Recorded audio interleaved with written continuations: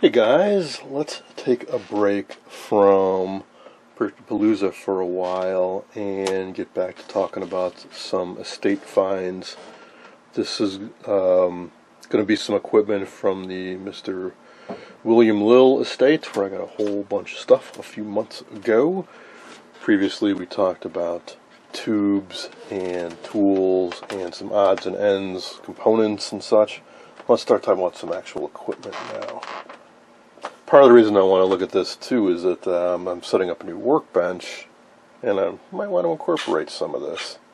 So we're going to start out by looking at a classic Hewlett-Packard 606A signal generator, something I was not familiar with until just the other night when I Googled it, and I was surprised by what I saw, pleasantly surprised. I guess this was a kind of a groundbreaking device when it came out in terms of its stability and capabilities and so on. Now, in the past, you've probably seen me use a Hewlett-Packard 8657A, which is decades newer than this, and it's all solid state, digital synthesized, goes up to a gigahertz, does AM and FM and PM, and it's an awesome device, which is exactly why I paid a bunch of money to get one. But I do have a soft spot for vintage equipment. So I wanted to see, well, one, does this even work? And two, well, let's put it through its paces a little bit. This is mostly tube. There is some solid state stuff. I think it's mostly in the power supply, solid state rectifiers, and maybe some pass transistors and Zener diodes for regulated power supply. But the oscillator, the output amps, the modulation is all done with tubes. It only does AM modulation. Goes from 50 kilocycles to 65 megacycles, so it totally covers the AM band, the FM band, into TV IF frequencies. Starting at the bottom left, we have a power switch, we have a couple fuses, we have a range switch here. It has 6 switchable ranges, and then we've got 2 frequency controls. One on the left is fine, and this is coarse. Notice when I turn the big knob how rapidly the knob to my left is turning. Very nice action. The band switch, not so much. I don't know if it's supposed to be that hard to turn or if there's something going on inside, but it does work. Going over to the right, percent modulation. That's a neat thing to see. And this will go up all the way to 100% AM modulation. We'll see on the scope later on, hopefully, what that actually means. Directly below that, we have modulation modes, so you can use external modulation, either AC coupled or with DC included. CW, continuous wave, that means there is no modulation. And then we have internal 1 kilohertz or 400 hertz modulation. In other words, audible tones. So that's the function switch, and then this controls the percent modulation. On the right, output attenuation levels, a whole bunch. Very nice switch action, and then the variable in the middle. And this is something that separates cheap devices from quality equipment. Sure, you can get a little board, solid state DDS, 0 to 50 megahertz, or probably higher these days, a little board on eBay for $10 and you got yourself an RF generator. What it won't have is this. This gives you precise output control at 50 ohms. Very nice thing to have. When you're working on, let's say, aligning a radio, and you got a lot of gain, you want to have a very low level, very stable signal. This will give you that. Above that is an output level meter. And that's assuming that you're driving a 50 ohm load. Below that, some interesting stuff. One external modulation input. Next to that is a headphone jack. And switch for 100 kilocycles or 1 megacycle or off. That's how you calibrate this. You wear headphones and you listen for the beat frequency with an internal stable oscillator. When the 2 frequencies are exactly the same, you don't hear anything. You go to one side or the other, you hear the difference between the two, and you hear kind of a whistling sound. And then finally, output. So let's see if this works. Now, the gentleman I got this from kept all his stuff in excellent condition. I expect this will work. You see the needles are kind of swinging along. It's too base. We want to let it warm up for a while.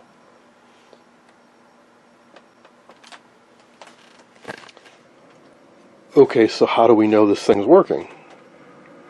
Can't hear anything, can't see anything. Well, we could hook up a scope to the output and look for a nice clean sine wave that varies in frequency when we turn this dial. We could bring a radio nearby, turn on the internal modulation, and say we've set this to 1 megacycle with some modulation, and we tune the radio to AM 1000. We should be able to hear a nice tone. Or we can use a frequency counter, which also came from this estate. It's a Leader LDC-823S. I like it because it's got a VFD display. Beautiful, very easy to read, blue-green glow. Let's see, this goes with 250 megahertz. That's pretty respectable. Impedance, either 1 mega ohm or 50 ohm. We'll go with the 50 ohm. And I dug out a BNC cable coax, and we can hook one right up to the other. Get that on there. Alright, let's do this without the modulation, because I could throw the frequency counter off. Let's go with a pretty decent output level, 0 dBm. Now that it's turned on, let's see if this output level meter works too. So it's 0 now.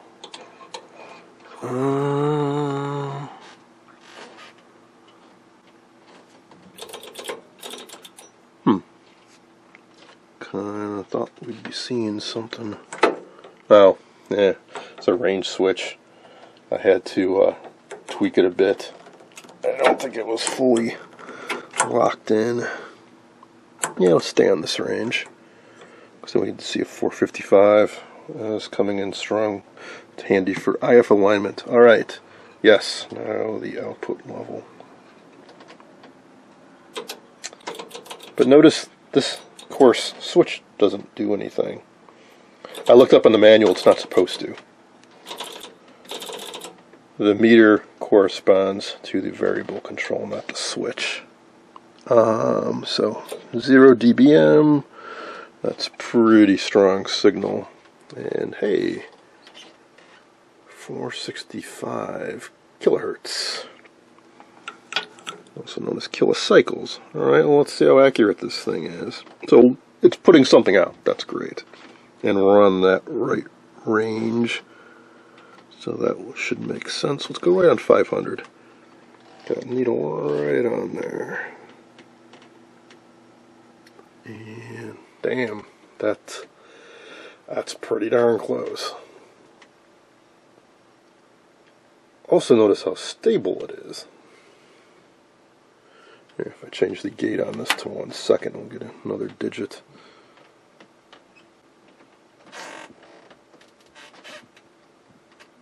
That's impressive. What typically happens with generators, especially tube-based ones, is they warm up, the frequency drifts.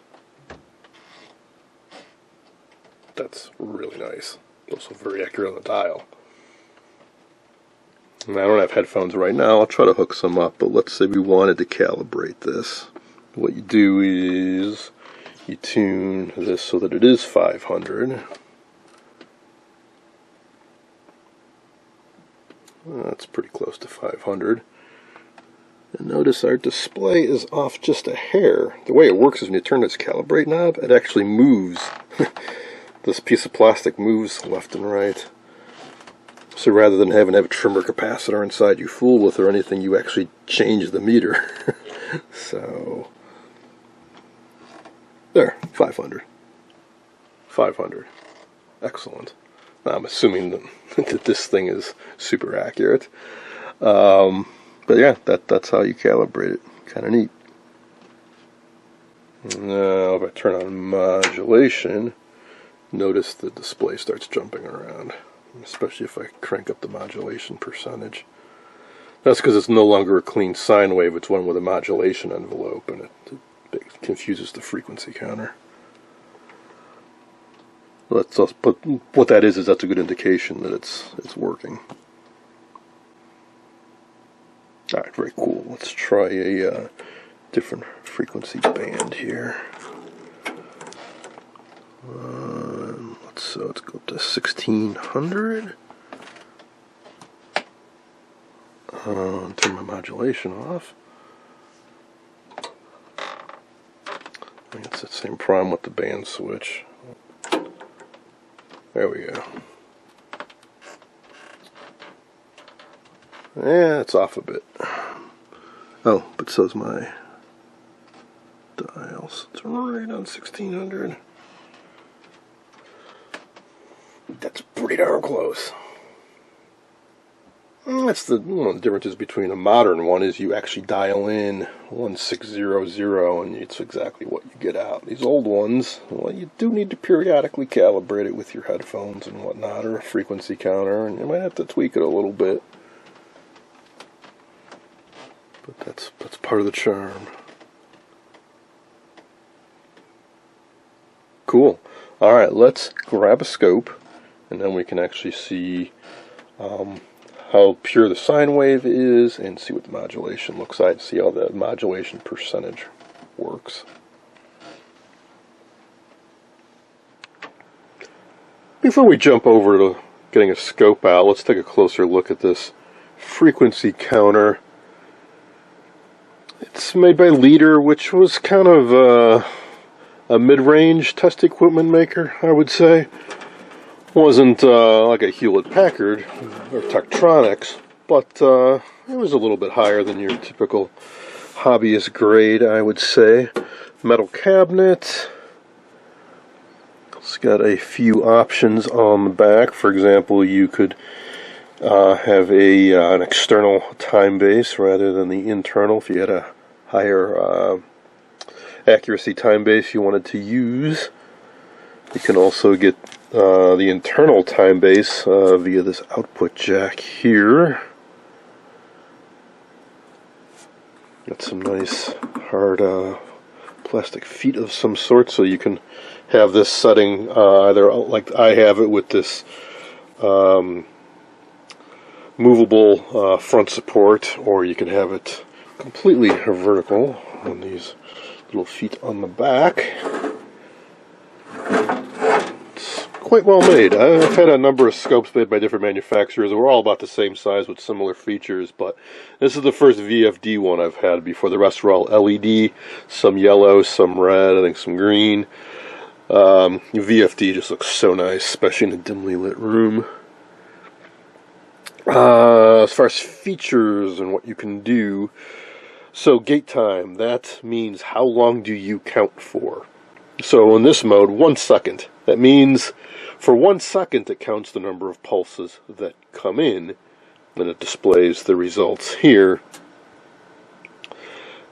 Downside is you have to wait a second to have your display update. The upside is the longer you count the pulses, the more digits of accuracy you get. So if we go to 0.1 second, it's updating a lot faster, but we lost a digit of precision.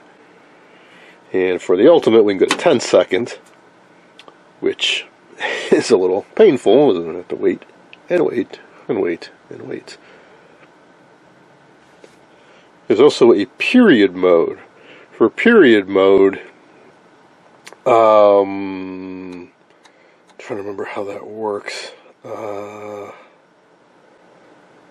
I think it considers to be the input as a gate, and it accounts for however long the pulse is, so you can measure pulse width with that. Like say you're feeding in a square wave, it'll tell you for how long or how wide the positive pulse is.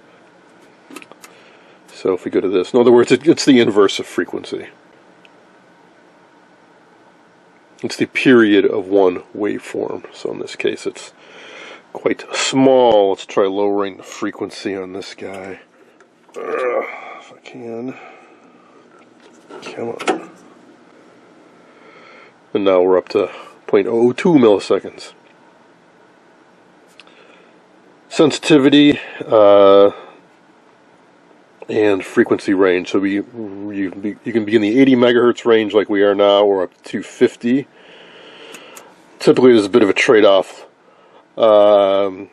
in that when you go to the higher frequency range, it's less sensitive. Well, this does have separate sensitivity control as well, meaning there's more gain at the lower sensitive range. And then impedance 1 mega ohm versus 50 ohm. If you were looking at a sensitive circuit, like maybe the output of a VFO or a local oscillator, like the output of a FET or something, you might want to put this into the high impedance mode. But when we're driving it directly from the output of a 50 ohm low impedance source, we can go with the 50 ohm. Age, I'm guessing 80s, maybe late 70s, something like that. So there's 1 ppm accuracy, which is pretty respectable. Seems to be working just fine. So I like this better than my other frequency counters that have the LED displays. So I think this will become my new bench frequency counter.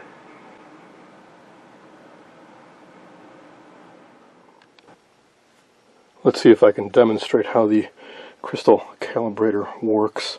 I have some high impedance headphones plugged into the phone jack. I've got the crystal calibrator in 100 kilocycle position. I've got the modulation turned off. And we're on the 165 to 560 range. Let's try to calibrate it so that 300 is dead on. So it's a little faint. I'm going to put the headphones right around the camera as I go to either side of 300.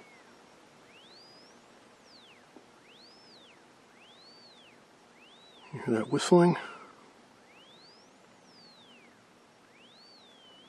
What we're hearing is the difference between the variable oscillator and the crystal oscillator. When they're exactly the same, you don't hear anything. So I'm going to intentionally screw this up.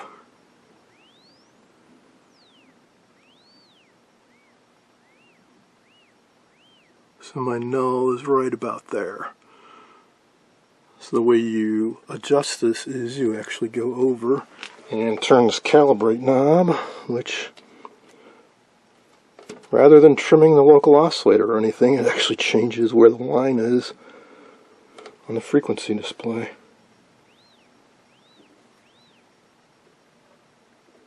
And the 1 megacycle mode is a similar thing that'd be more useful on the higher ranges. And you can do this on anything. So we did 300. We could do the same. We could have done the same with 400. Any multiple of 100 kilocycles.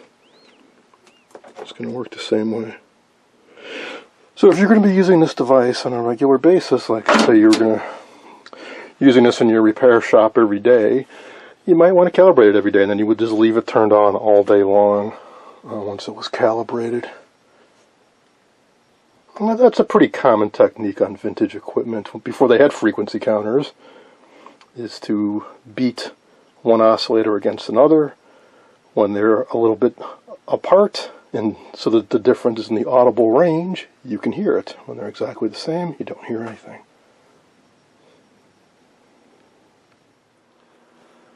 The scope definitely needs some servicing, but we finally have something that we can take a look at. So, what we are observing is the carrier frequency with AM modulation.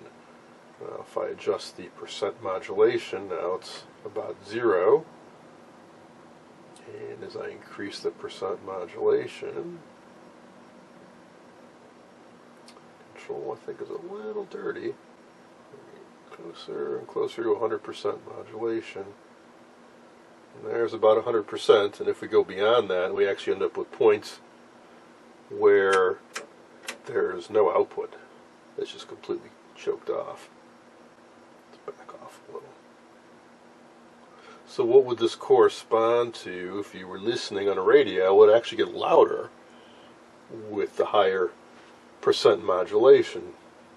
As a downside, I do believe if you go too high with modulation, of course you get distortion if you're completely going over, but also when you're using pretty strong modulation, it means there's points where the carrier is really weak, which means if you had a radio with automatic frequency control, it would maybe lose the lock on the carrier frequency. But also I think the modulation it's hard to maintain linear modulation when you have really large modulation percentage. I don't know what radio stations use these days, but it seems other devices I've used, generators, are like around 20-30% modulation, it seems. Now if I increase, or rather decrease the time, well, make the time base shorter time interval, this is the carrier frequency we're looking at now. This is the modulation frequency.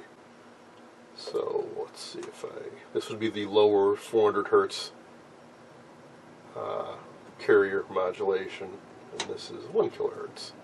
So that little sine wave riding up there, that is audio. This is your carrier. So this is all working very splendidly, and if I vary the output level, scope loses the synchronization if I go too low. But yes, the output level varies nicely, and also you can now see that the coarse adjustment does its thing as well. That would be the step attenuator. So yeah, this works very, very well. The only issue I see with this device is the band switch. My scope has more issues than the generator does. This is a 465. It's a classic tech scope, dual trace 100 megahertz analog. I got it more than a decade ago, used off of eBay. I've never opened it, I've never overhauled it. I know it has issues. So now I've increased the, went up a couple bands on the generator, so now the carrier frequency would be much higher. And now I'm varying the carrier frequency. Notice the modulation frequency is changing. Sorry, it's staying the same, whereas the carrier frequency is changing. In other words, this is an AM transmitter. That's why you use these for aligning AM and shortwave radios. So now I've got a decision to make. This works quite well. Very stable, very nice. It's a bit big, and there's some things it can't do, like frequency modulation, which I do need occasionally, especially when aligning TV sound. So do I want to use this or not? I think I will. I think I'll leave it out for now, especially because it has BNC output, so I don't have to modify it or get an adapter or anything. And I think it'll be fun to play around with. So for the next few radio projects we do, let's use this for doing our alignment. I suppose you want to take a peek inside. So let's see if we can get the cover off and see what's going on inside. Generally they made this stuff fairly easy to service, so I expect it's not too hard to get open. And in spite of its size, it's not all that heavy. Well, pretty sure this back, actually no, I was going to say the back comes off. I think it's a bit more to it than that. I think it's more likely that, so I can see all these screws on the back, that the insides come out with the back. I might have to take off the front, which means pulling. Oh, no, cool.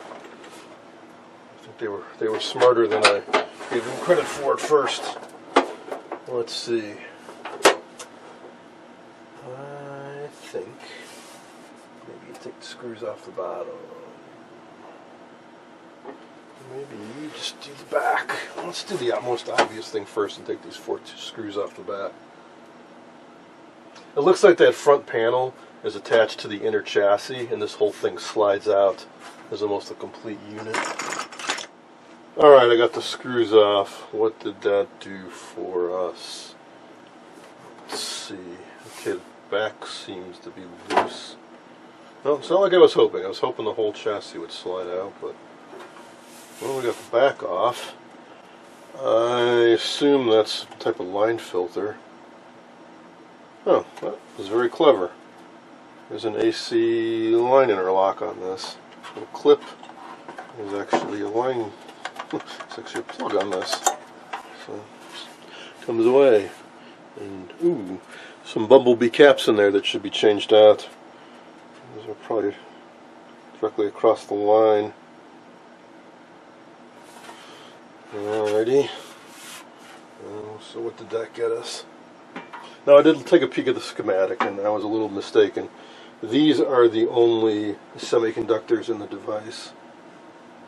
There are some full wedge bridge rectifiers on the input.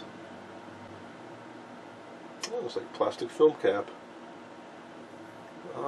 This is new enough that plastic film caps would have just been kind of coming onto the market. It's from the late 50s. I got some TVs from around 58, 59 that are starting to use some like dye film caps. I think that's a switch there between 110 and 220 operation, something like that. Alright, so how do you get this out? Do we have to take the screws out of the bottom? Oof, boy, definitely heavier on that end. Oh no, it's pretty heavy on both ends. No? No? What's holding this thing in? There are 2 screws up front. Maybe that's all it is.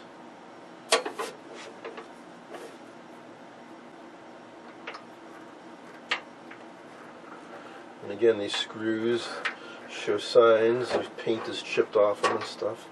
Show signs that they have been taken out. So I bet that is all it is. Oh, they're not screws. I don't know what to call these. It's like a gigantic set screw. I could see on the side of a knob.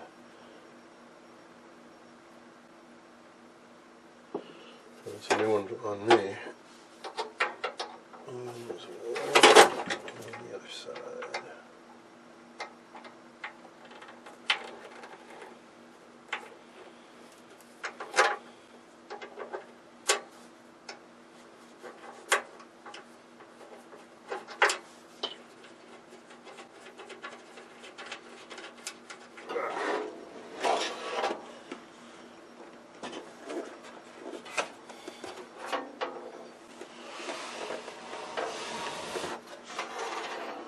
Okay.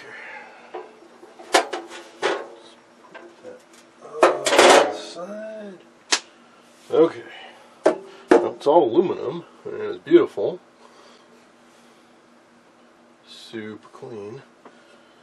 Of course, you can't see a whole lot either. Oh, man.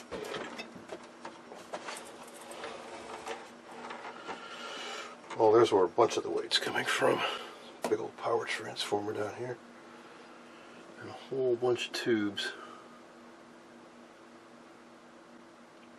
Now I did peek again at the schematic, and there are, I think, at least 6, maybe 8, 12B4 tubes in this, which I know from TVs because they're typically used for vertical output tubes. They use them in this as pass regulators. I thought they might be using transistors, but I guess it's too old for that. So there is a gas discharge tube in here. It's 5691. That works like a Zener diode to make a stable reference, and that applies to the gate of all these 12B4 tubes, which are kind of operating in parallel to provide several different regulated voltages for the entire device. I wonder if that's original or if that's an upgrade or a variation. Down here there is a circuit board with transistors on it and a crystal.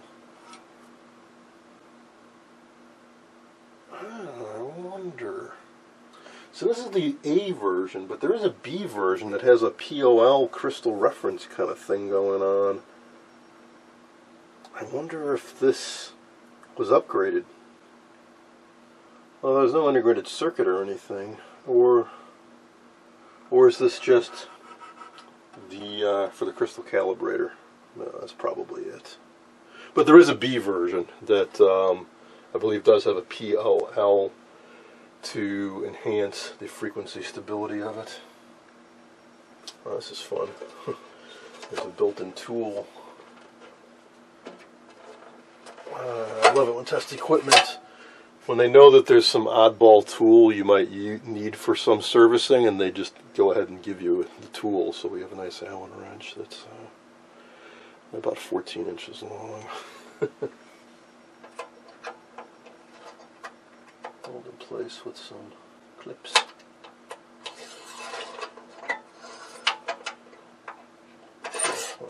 Back later.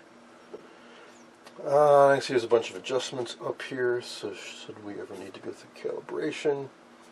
There's some germanium diodes up here. I think there are several of those used in this to provide some feedback for the output level to keep it stable. This box down here, that is the switched attenuator. It's completely sealed in this box.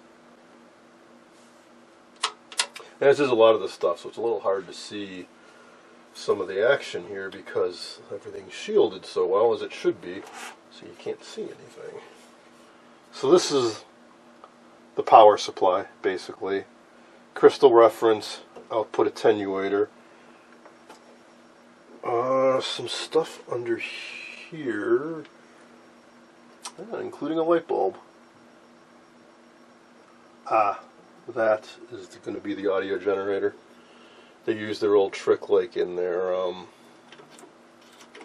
classic audio frequency sine wave oscillator, where they use a light bulb for output stability. It's like a wine bridge, or however you pronounce it. Wine bridge oscillator. Light bulb has a negative temperature coefficient, which keeps the output stable as temperature varies. Let me see if I can turn this thing around.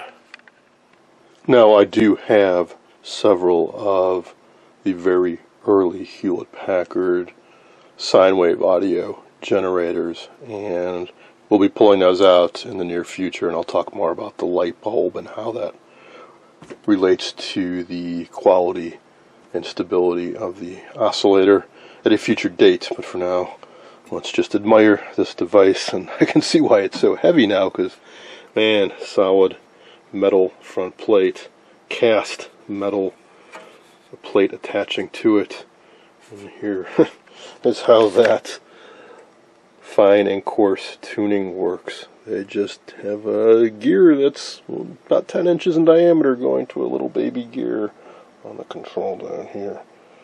It feels oh so nice. And this is the band switch. Wrong knob. Here we go. So you see, there's kind of a backlash to it at one point. At some point, I don't know if it's supposed to be like that or not. I looked over the mechanism, and it seems to all be there. I mean, I don't see anything that's obviously like chipped or damaged or bent or anything that needs lubricating or whatnot, so I'm inclined to just kind of leave it alone. Similarly, inside of this box is a big rotary switch with a bunch of coils and whatnot to change different frequency ranges. I don't want to open this up. It requires, it's sealed around on every surface, and there's a whole lot of screws to take off. Since this is working and it's pristine, I don't want to go poking in here. However, we can look at the service info, which I believe shows an exploded diagram of what's going on inside here. For now, let's take one last look around the stuff we can see. It's not too dissimilar from, say, a radio or television with point-to-point wiring, or like Tektronix scopes have with the a terminal strip with parts plugged in like so.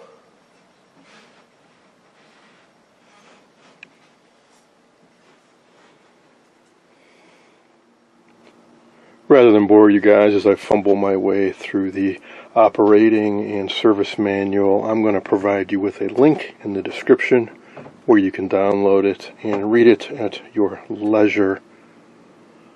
I'm going to find a place of honor for this at the back of the workbench, and I look forward to using this on future projects. I hope you enjoyed this look at a classic Hewlett-Packard 606A signal generator from the late 50s. Thanks for watching.